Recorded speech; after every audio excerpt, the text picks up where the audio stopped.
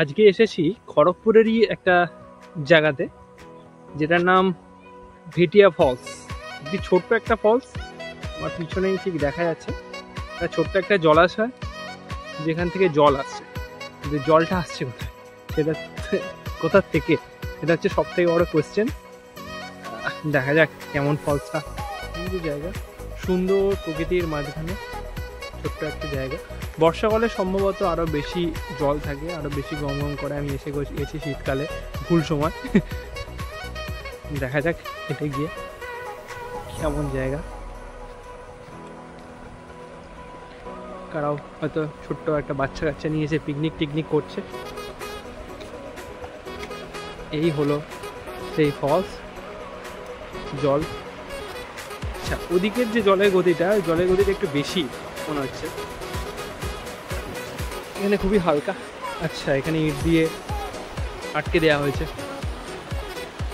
ওদিকে জলাশয়টা বেশ বড় দেখা যাচ্ছে, জলটা আসছে কোথা থেকে সেটাই দেখার। এই হচ্ছে ভিউ।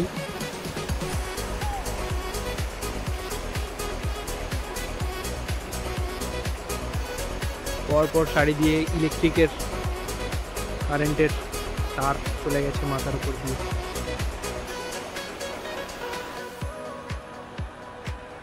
কিছু কিছু গ্রামের লোকেরা স্নান করছে।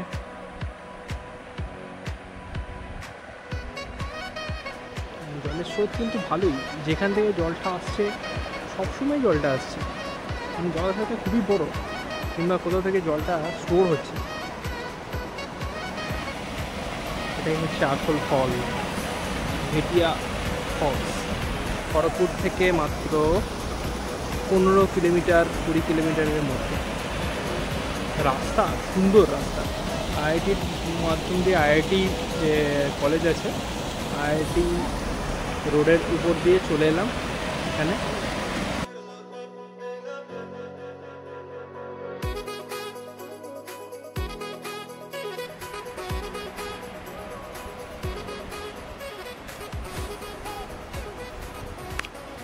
সবসময় এই ফ্লোটা তো দেখছি সবসময় আছে, মানে জল কমে না।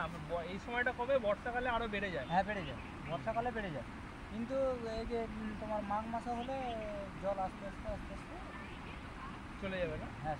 আচ্ছা আচ্ছা, আর জল শুকায় না, ওখানে থাকে জল। ওখানে থাকে, এটা বন্ধ হয়ে যায়। এটা বন্ধ, এটা বন্ধ।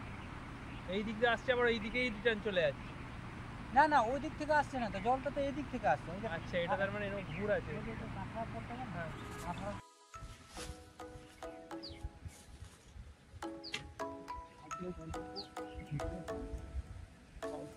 হয়ে গেল।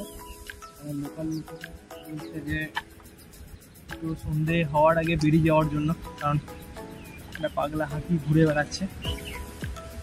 আমি চিতা আজকের মতো ব্লগ এখানেই শেষ করছি। আমার চ্যানেলটা সাবস্ক্রাইব করবে বাইকার বন্ধু। চলো, বাই বাই।